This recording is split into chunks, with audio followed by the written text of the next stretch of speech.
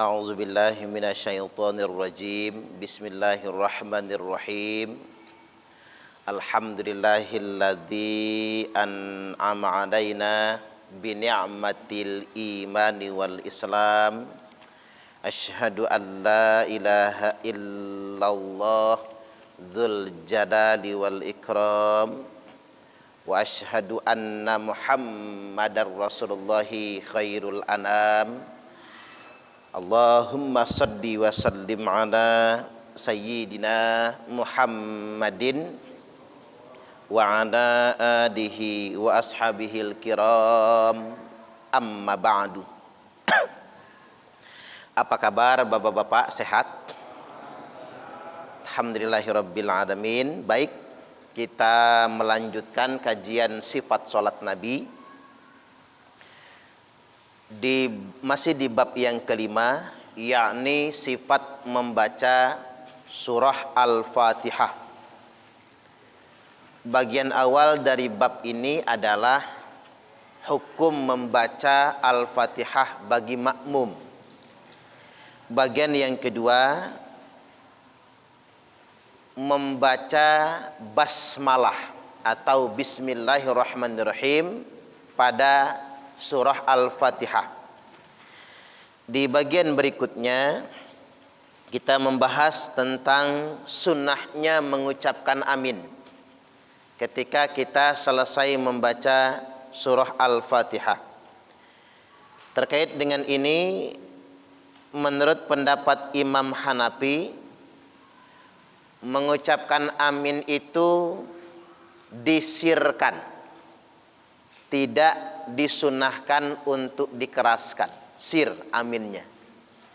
Jadi begitu imam selesai membaca Al-Fatihah, aminnya masing-masing disirkan. Selanjutnya, menurut pendapat Imam Malik, dikeraskan bacaannya oleh makmum, tidak oleh imam. Makmum saja yang amin, imamnya sir. Sedangkan menurut pendapat Imam Asy-Syafi'i dan Imam Ahmad bin Hambal alias Imam Hambali, mengucapkan amin itu dikeraskan baik oleh imam maupun oleh makmum. Kitab Rahmatul Ummah juz yang pertama halaman 3839. Ini kan menarik, Pak. Ulama yang level keulamaannya, kalau bahasa orang sekarang itu bukan ulama biasa, tapi mujtahidin mutlak. Itu beda pendapatnya segitu banget. Bagi kita di Indonesia ini kan heran, kok amin gak dikeraskan? Karena kita gak biasa, tumben bagi kita. Tapi toh kita menyalahkannya nggak ada guna juga. Wong itu Imam Hanafi, Imam Abu Hanifah, ulama terkenal, gurunya Imam Malik. Nah, Imam Malik ini salah satu guru Imam Asy-Syafi'i.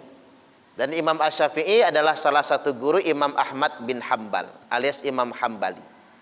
Mereka dalam lingkungan yang sama, dalam rentang sejarah yang berkaitan satu sama lainnya. Hikmah bagi kita, khilafiyah itu memang ada. Jadi tinggal bukan mempersoalkan mengapanya, tapi bersikap bijaksana terhadap perbedaan pendapat yang ada. Nah, saya menguatkan pendapat yang masyhur di kita, yakni pendapat Imam Syafi'i, amin dikeraskan baik oleh imam maupun oleh makmum. Terkait dengan ini, hadis dari Abu Hurairah radhiyallahu an, beliau berkata, annan nabiyya sallallahu alaihi wasallam qal, sesungguhnya Nabi bersabda, idza ammanal imamu fa amminu, apabila imam amin maka makmum amin. Kan berarti aminnya imam itu diperdengarkan berarti kan. Kalau imam amin, maka makmum amin. Maka kalian semua amin.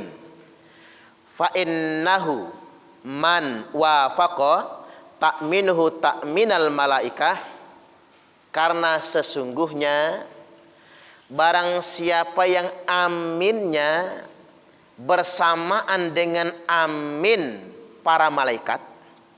Barang siapa yang aminnya bersamaan dengan aminnya para malaikat, ghufir lahu ma taqaddama min dzambi, maka diampuni dosa-dosanya yang telah lalu. Subhanallah. Cuman salat berjamaah saja loh kita, Pak. Salat berjamaah saja mengucap amin bersama imam, maka dihapuskan dosa yang telah lalu. Jadi orang Islam itu dari sholat ke sholat habis dosanya. Dari sholat ke sholat itu habis dosanya. Makanya optimisme kita sebagai orang Islam itu orang Islam yang masuk surga semua. Ini optimisme kita. Allahumma amin. Harus begitu. Dakwah harus menyampaikan itu. Terus ceritakan surga, terus sampaikan surga, sampai surga itu merindukanmu. Makanya ceramah jangan neraka terus yang dibahas. Nanti nerakanya kangen sama kita. Jadi kalau membahas surga, surganya yang kangen. Boleh sekali-kali nyelip neraka, boleh. Ngingetin kita. Gitu. Tapi dakwah sejatinya itu kabar gembira, baru peringatan. Seperti tulisan Nabi Adam berbuat satu dosa, diusir dari surga. Nah ente punya banyak dosa, pengen masuk surga, ngimpi, jangan itu bukan dakwah itu membuat orang jadi putus asa dari rahmat Allah Ta'ala. Manusia memang tempatnya dosa, makanya tiap sholat sudah menghapus dosa, baru aminnya, belum unsur yang lain dari sholat kita. Hadis ini tercantum dalam kitab Sahih Al-Bukhari nomor 780, Sahih Muslim 410, At-Tirmidzi 250, An-Nasa'i 927, Abu Daud 935, Sunan Ibnu Majah nomor 853, Musnad Imam Ahmad 7147, Muwatta Imam Malik 195, Musnad Ad-Darimi 1246. Luar biasa nih Pak. Ini 1, 2, 3, 4, 5, 6, 7, 8, 9. 9 kitab induk langsung. Jadi hadis ini ada di 9 kitab induk. Subhanallah. Kutubut Tis'ah. Sahih Bukhari, Sahih Muslim, Sunan Tirmidzi, Sunan An-Nasa'i, Sunan Abi Daud, Musnad Imam Ahmad, Sunan Ad-Darimi, Muwatta Imam Malik, satunya lagi apa itu? Ustaz, ulang lagi. Sahih Bukhari, Sahih Muslim, Sunan At-Tirmidzi, Sunan An-Nasa'i, Sunan Abi Daud, Sunan Ibnu Majah, Musnad Imam Ahmad, Muwatta Imam Malik, Sunan Ad-Darimi. 9 kitab induk. Subhanallah. Ada nggak yang apal Pak? Kalau judulnya apal saya, isinya yang nggak apal ya. Kalau kita apalnya 9 juga. Sunan Kalijogo, Sunan Bonang ya Pak. Bagus juga, ulama juga itu. Subhanallah. Ulama bukan cuman ulama ya, waliullah. Buktinya namanya kita kenang, kita sebut-sebut terus. Kan takdir Allah yang membuat kita terus menyebutkan namanya. Baik, yang selanjutnya dari Wa'il bin Hujrin. Kalau tadi dari Abu Hurairah, Wa'il bin Hujrin radhiyallahu an, beliau berkata, kana Rasulullah sallallahu alaihi wasallam idza qara'a waladdallin, ketika beliau membaca waladdallin, qala, Nabi mengucapkan amin, wa rafa'a biha sautah, dan Nabi mengeraskan suaranya. Jadi menurut saya pendapat yang lebih kuat gitu adalah pendapat yang mengeraskan suara amin. Makanya kita, yang populer di kita yaitu yang kita amalkan. Keterangan ini tercantum dalam kitab Sunan Abi Daud 932, At-Tirmidzi 248, An-Nasa'i 932, Ibnu Majah, Musnad Imam Ahmad dan Sunan Ad-Darimi. Kemudian yang berikutnya dari Nuaim Al-Mujmir, dia berkata, "Shallaitu wara'a Abi Hurairah radhiyallahu an." Aku salat di belakang Abu Hurairah. Faqara'a bismillahirrahmanirrahim. Beliau membaca bismillahirrahmanirrahim. Ini kembali ke yang awal itu. Kalau kita ngambil hadis dari Abu Hurairah, bismillah itu dijaharkan. Abu Hurairah, Ali bin Abi Thalib, Abdullah bin Abbas, bismillah dijaharkan. Tapi kalau kita ngambilnya dari Abdullah bin Mas'ud, kemudian dari Muawiyah, dan dari Anas bin Malik, bismillah tidak dijaharkan. Bahkan kalau dari Muawiyah tidak pakai bismillah sama sekali. Jadi begitu, itulah namanya khilafiyah. Tsumma qara'a bi ummil Qur'an, sampai beliau membaca Ummul Quran. Fa idza balagha ghairil maghdubi 'alaihim waladdallin, dan ketika beliau selesai membaca di akhir Al-Fatihah, faqala amin, maka beliau mengucapkan amin. Faqalan nasu amin, maka orang-orang pun semuanya mengucapkan amin. Jadi Abu Hurairah amin sebagai imam, makmum juga amin semua sebagai makmum. Suaranya dikeraskan semua. Tsumma yaqulu idza sallam, lalu Abu Hurairah berkata ketika salam, walladzi nafsi biyadihi, demi zat yang jiwaku ada dalam genggamannya, kata Abu Hurairah, inni la asbahukum salatan bi Rasulillah sallallahu alaihi wasallam. Salatku ini persis dengan salatnya Rasul dibandingkan kalian semua. Kalau Abu Hurairah ngomong begitu, pantas, Pak. Karena Abu Hurairah adalah sahabat Nabi yang paling dekat salatnya dengan Nabi. Selalu di belakang Nabi.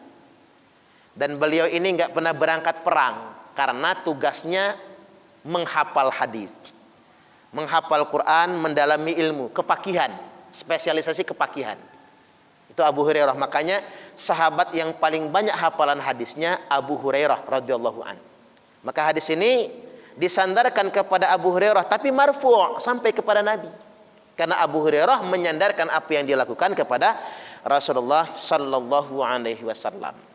Hadis ini hadis sahih, tercantum dalam kitab Sunan An-Nasa'i nomor 905, Sahih Ibnu Khuzaimah juz yang pertama 251, Sahih Ibnu Hibban di juz yang ketiga halaman 143, Mustadrak Al-Hakim juz yang pertama halaman 232, Sunan Ad-Daruqutni juz yang pertama halaman 305, Sunan Al-Baihaqi juz yang kedua halaman 46, dan disahihkan oleh 1 Ad-Daruqutni, 2 Imam Al-Khatib, 3 oleh Imam Al-Baihaqi, 4 Ibnu Hibban. Semua ahli hadis. Semua ahli hadis yang mensahihkan ini. Bukan ahli fikih, bukan. Dan bukan Syekh Al-Albani, bukan. Saya sering betul menjelaskan, ngapa sih orang patokannya Al-Albani? Didoibkan oleh Al-Albani, disahihkan oleh Al-Albani. Dia bukan ahli hadis. Bukan sama sekali. Siapa yang mengakui Al-Albani sebagai ahli hadis? Tapi gara-gara dia itulah Pak orang jadi bid'ah semua di muka bumi ini. Padahal beliau baru meninggal tahun 1999. Makanya seandainya bapak-bapak pinter, anak-anaknya juga pinter banget, satu aja lah yang diminta. Jangan pernah berfatwa fikih melangkahi para mujtahid. Dan jangan pernah berfatwa hadis melangkahi para syekhul hadis. Itu saja sebetulnya. Karena itu sudah melangkahi beliau. Madhab semuanya enggak dipakai. Enggak pernah kan kita dengar Syekh Al-Albani berfatwa ngutip Imam Syafi'i, enggak pernah kan? Saking enggak hormatnya gitu sama para mujtahid gitu. Atau begini sajalah Pak, umpama saya lah ya. Saya ini pinter sangat, umpama ini semua kitab saya hafal misalnya. Semua hadis saya hafal. Umpama, kalau sekarang enggak ya. Umpama. Tapi saya enggak boleh merasa Diri saya lebih pintar dari mujtahid, nggak boleh. Apalagi mengoreksi kitab-kitab hadis, para ulama-ulama hadis, nggak boleh. Itu termasuk su'ul adab itu.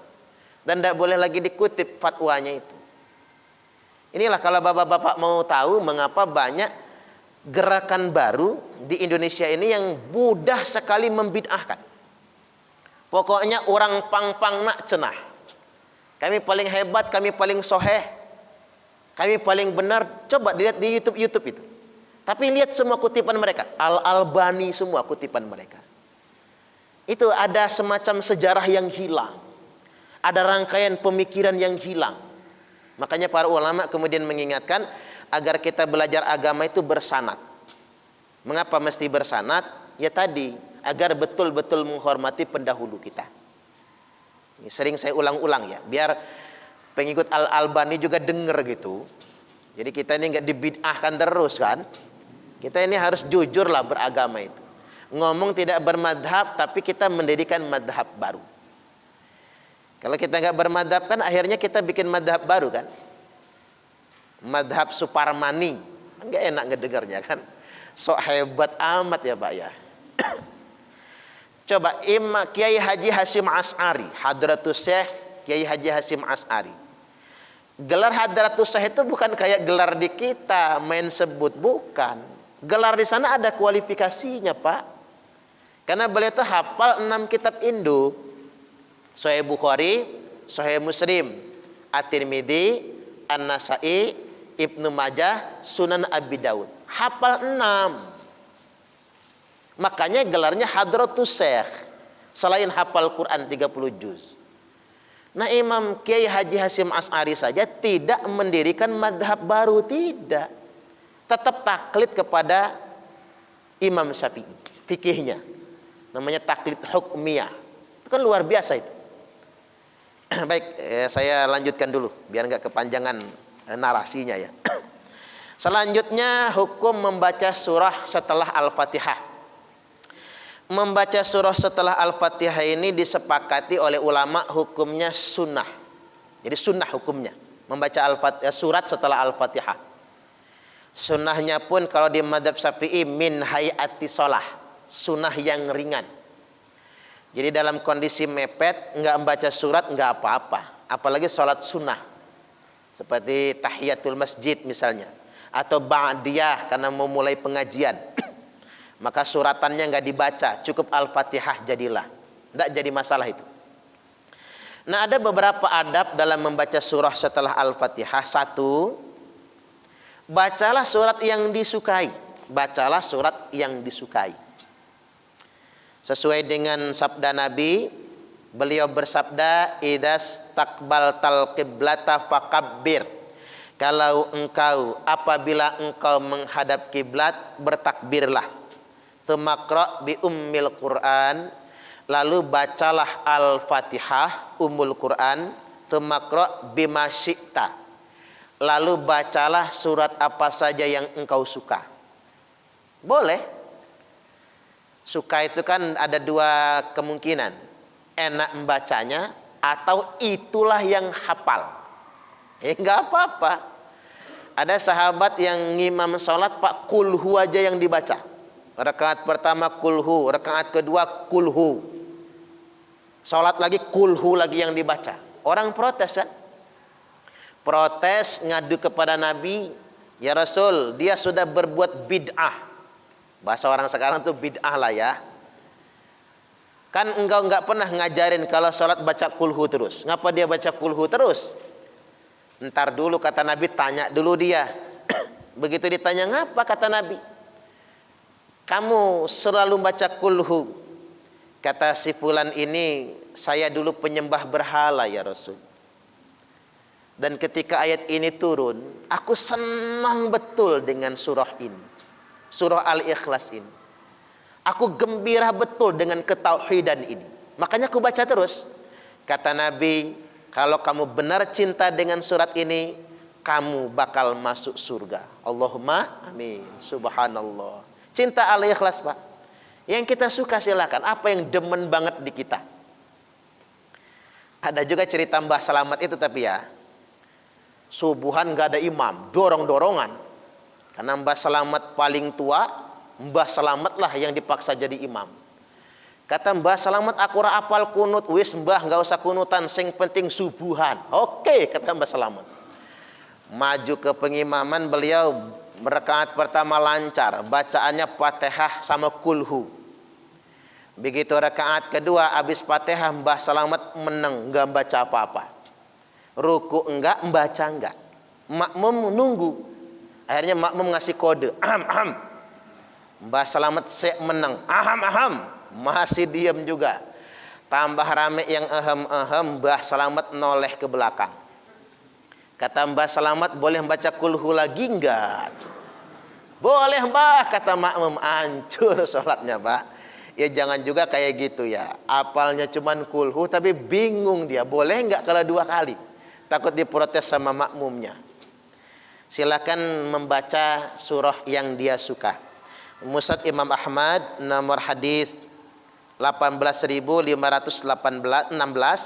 At-Tirmidzi 302, An-Nasa'i 1053, Abu Daud 856 dan Ad-Darimi 1329.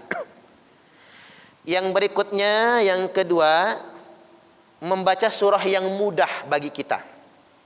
Kan lidah ini kalau bukan orang yang memang qari, ahli baca Quran, kadang-kadang ada surat yang sulit bagi kita. Maka cari yang mudah bagi kita. Rasulullah sallallahu alaihi wasallam telah bersabda, "Idza qumta ila salati fakabbir." Apabila engkau berdiri untuk salat maka bertakbir. Tsumma ma tayassara ma'aka minal Qur'an. Lalu bacalah surat apa saja yang mudah bagimu dari Al-Quran. Silakan yang mudah bagi kita, yang kita lebih fasih dalam mengucapkannya, lebih fasih dalam mengeluarkannya. Karena memang ini sih Pak, fasahah itu enggak mudah. Fasahah itu enggak mudah. Ada yang ahli kitab kuning tapi ada beberapa huruf dia kurang fasih. Kadang-kadang kita ini kan kebawa suku kan. Kalau orang Sunda ngomong dal susah. Jadi dal adan, orang Sunda tuh kebawa suku. Kalau orang Jawa kebawa ngainnya itu. Ngalamin itu. Kadang-kadang susah. Nama kamu siapa? Sangadi, Sangadi kata dia. Susah ngainnya itu. Kalau orang Sumatera itu, Sumatera Selatan khususnya ngomong fa itu susah. Fa itu jadi pa dia. Kadang-kadang kebawa logat. Ada orang sedemikian rupa. Kadang-kadang begini Pak, santri di pondok itu kadang-kadang yang paling fasih itu malah yang paling geblek malahan. Suruh ngapal enggak hafal-hafal. Kalau ngaji kerjaannya tidur ngences gitu ya. Kemudian suruh ngulang kitab enggak nyambung-nyambung gitu. Malah itu yang paling fasih. Kadang-kadang begitu. Ini keluaran makharijul hurufnya itu yang paling fasih malahan. Makanya Nabi sampaikan, ya ummu qauman aqra'uhum li kitabillahi ta'ala. Yang jadi imam suatu kaum itu carilah yang paling akra. Bukan yang paling hebat, bukan. Yang paling akra, yang paling bagus kualitas bacaannya. Yang paling fasih. Keluaran hurufnya bagus semua, penempatannya pas. Matnya pas, waqafnya pas. Cari begitu. Makanya Umar waktu jadi khalifah, wayahnya khalifah kan jadi imam. Umar putuskan tidak jadi imam tetap.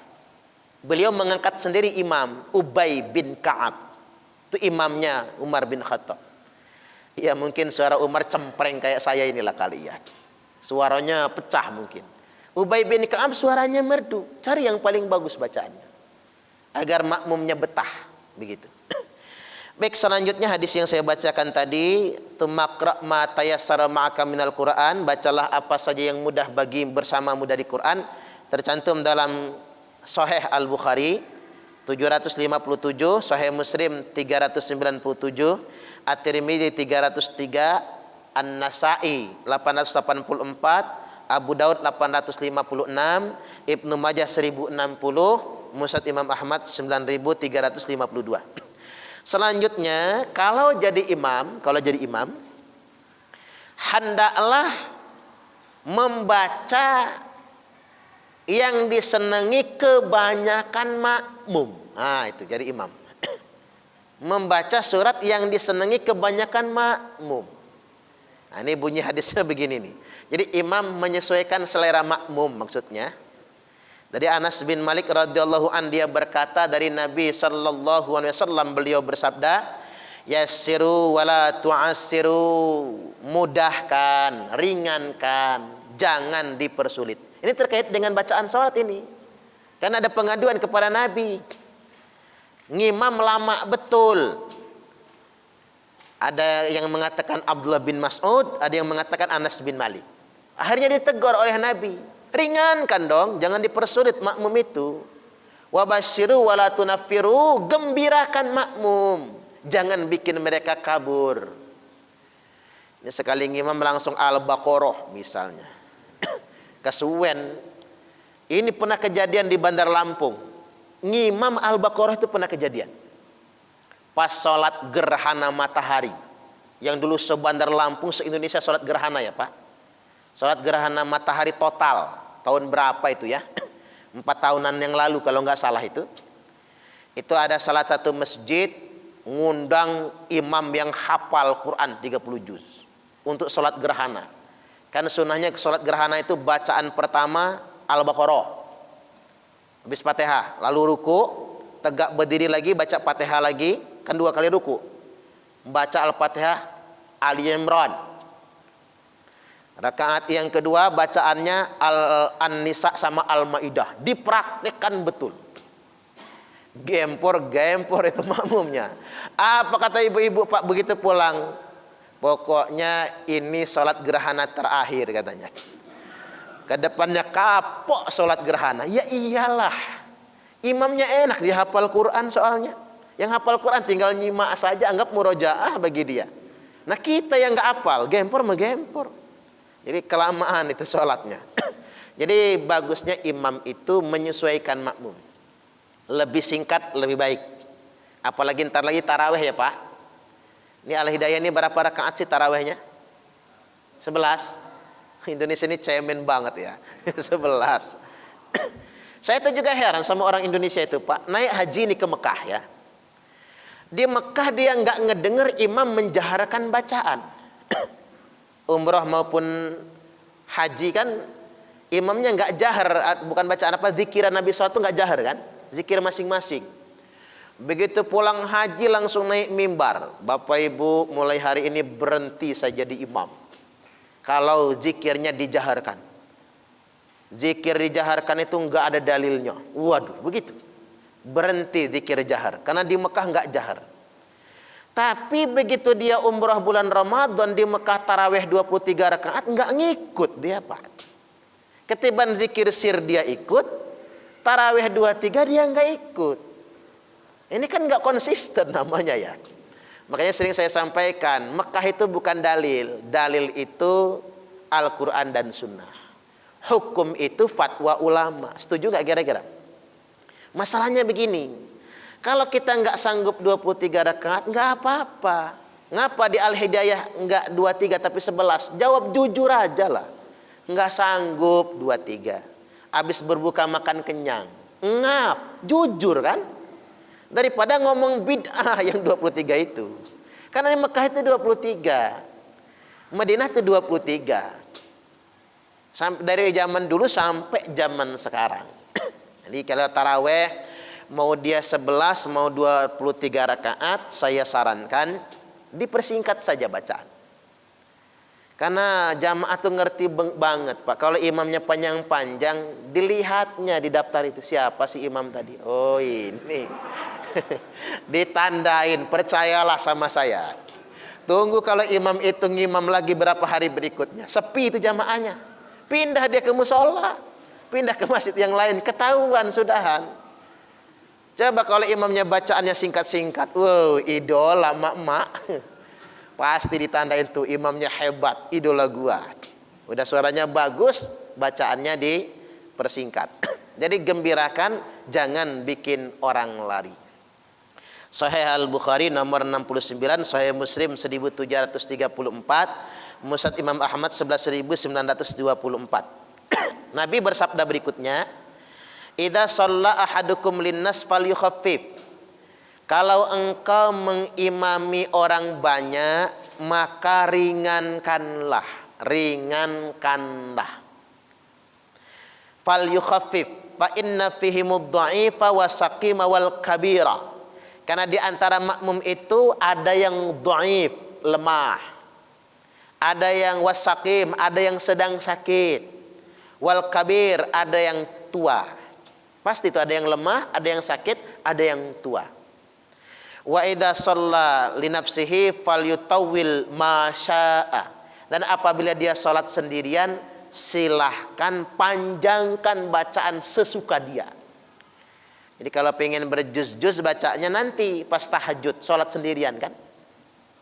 Sahih Al-Bukhari nomor 703, Muslim, Sahih Muslim 467, At-Tirmidzi 236, An-Nasa'i 823, Sunan Abi Dawud 794, dan dalam kitab-kitab hadis yang lainnya. Selanjutnya, yang keempat, disunahkan pada rakaat yang pertama membaca surat lebih panjang dari rakaat yang kedua. Itu sunnah ya. Ya kalau kebalik, rakaat pertama kulhu, rakaat kedua sabbihis, sah salatnya. Cuman ya kurang adab. Etikanya kurang pas. Disebutkan bahwasanya kana yutawwilu fi raqatil ula min salati subhi wa yuqassiru fi tsaniyah. Dijelaskan oleh Abu Hurairah, Nabi pernah memperpanjang bacaan pada rakaat yang pertama di salat subuhnya, lalu memperpendek bacaan pada rakaat yang kedua. Dan secara umum memang begitu. Rakaat pertama lebih panjang daripada rakaat yang kedua. Sahih Al-Bukhari 759, Sahih Muslim 451. Selanjutnya, disunahkan membaca surat-surat tertentu pada sholat tertentu. Kayak contoh misalnya kita membaca Qul ya ayyuhal kafirun pada sholat maghrib misalnya. Nah kalau maghrib itu memang Pak disunahkan alhaakumut takatsur sampai Qul a'udzu birabbin nas. Jadi khusus maghrib kalau bisa nggak usah panjang-panjang. Maghrib itu alhaakumut takatsur sampai Anas aja. Antara itulah surat-surat yang dibaca. Kalau Isya agak dipanjangkan silahkan. Kalau subuh dipanjangin juga silahkan. Asal jangan terlalu. Karena ada orang yang bangun subuhnya itu telat. Begitu azan bangun dia. Jadi wudhu ke masjid. Nah belum sempat ngebuang. Begitu imam bacanya panjang, mules kerasa. Ngempet banget itu Pak. Itu kalau imamnya panjang betul bacaan, si makmum agak sebelan itu. Karena nahan ngempetnya itu.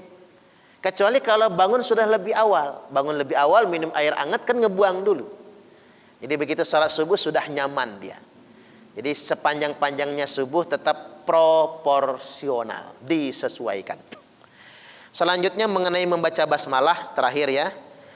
Sebagian ulama tetap menganjurkan dibaca di setiap mengawali surat ketika kita membaca di dalam sholat.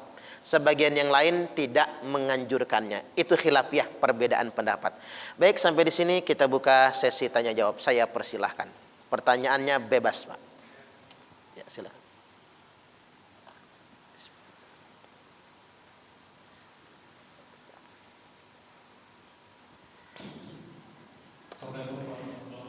Waalaikumsalam warahmatullahi wabarakatuh.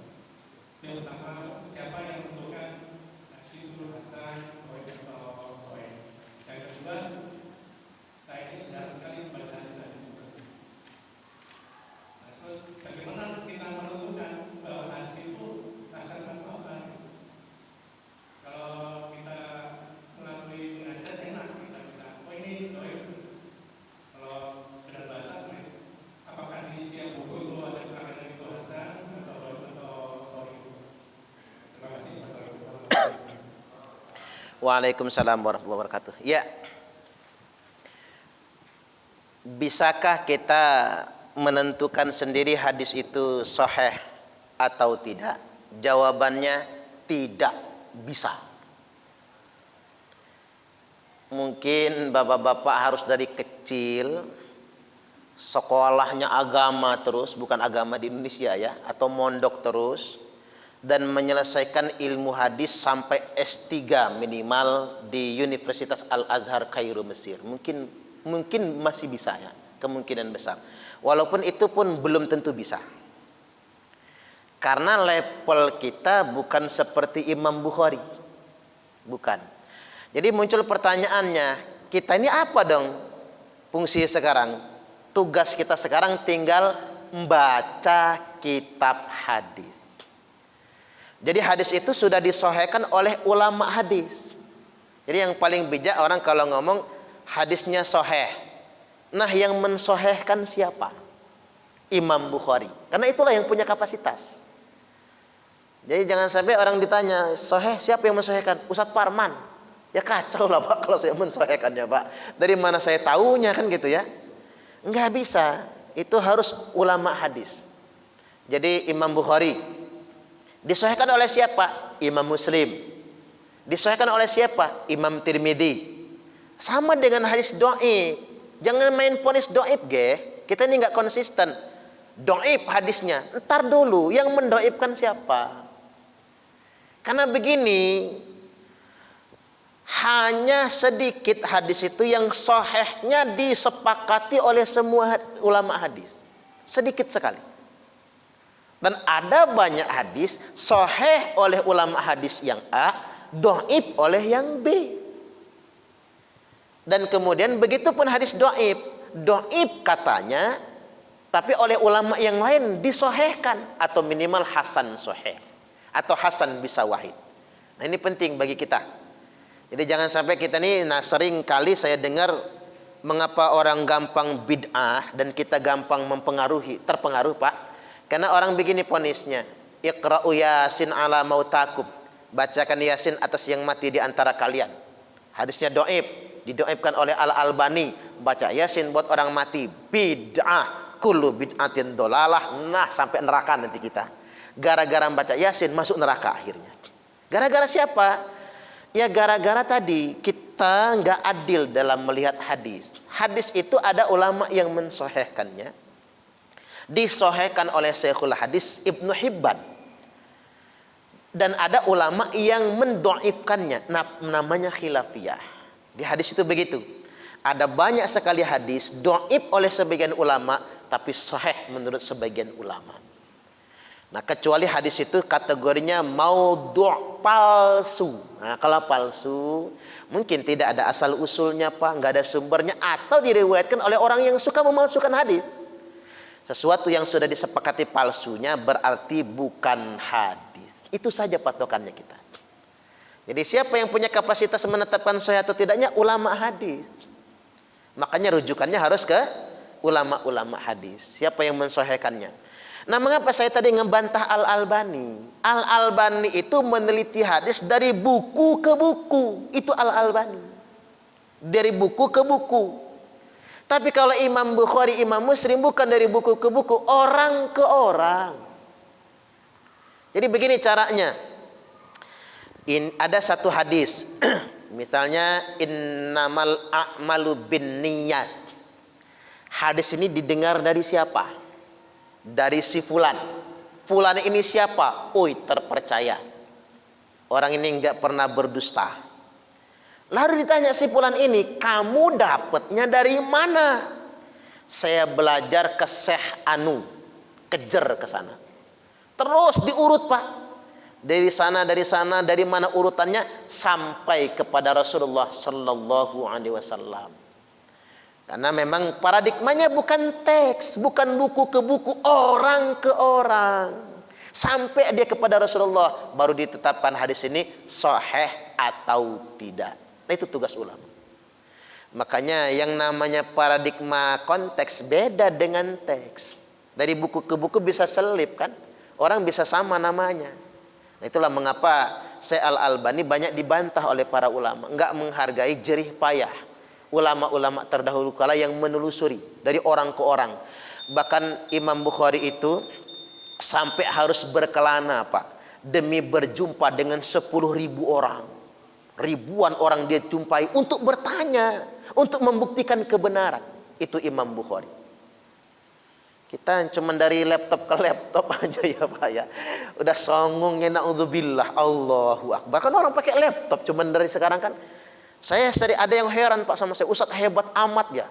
Apa Ustadz itu ngumpulin semua kitab hadis biar semuanya kitab ini nomor sekian. Enggak gitu caranya Pak. Modalnya cukup laptop sama HP. Ini hadisnya klik tahrid, keluar semua nomor hadisnya. Jadi yang bikin kita mudah ini laptop ya. Aplikasi yang bikin kita mudah. Beda dengan ulama zaman dahulu kala. Jadi jawabannya begitu Pak. Namun saya tetap ingatkan, kalau fatwa fikih ya, basisnya jangan langsung Quran dan hadis. Tapi kalau fatwa fikih harus ke mujtahid, ulama fikih. Begini, Imam Bukhari saja nggak berani berfatwa fikih Pak. Nggak ada tuntunan wudhu Imam Bukhari, nggak ada. Tuntunan salat Imam Bukhari nggak ada. Kata Imam Bukhari, kami tetap taklid kepada ulama fikih, tetap ngikut kepada Imam Syafi'i. Imam Muslim tetap ikut kepada Imam Syafi'i kalau masalah fikih. Mereka cuman meriwayatkan hadis. Jelas ya? Jadi kalau ada yang ngomong, yuk kita berhukum langsung Quran dan Sunnah, siap-siap Pak, dimanipulasi kitanya. Yang benar berhukum harus ke kitab fikih. Kitab fikih siapa? Silakan dia mau mazhab Hambali, mazhab Hanafi ya mazhab Hanafi. Ini udah Isya ya. Cepat waktunya ya. Insyaallah nanti Jumat depan kita sediakan waktu lebih longgar untuk tanya jawab. Kajian bab kelima sifat membaca surah Al-Fatihah sudah selesai. Nanti kita siapkan, kalau yang mau bertanya masih terhutang silakan nanti dicatat untuk pertemuan Jumat yang akan datang. Saya langsung ke Masjid Al-Karamah Pak, karena Isya pengajian di sana. Baik, saya pamit. Subhanakallahumma wa bihamdika asyhadu an la ilaha illa anta astaghfiruka wa atubu ilaik. Wallahul muwaffiq ila aqwamit thoriq. Assalamualaikum warahmatullahi wabarakatuh.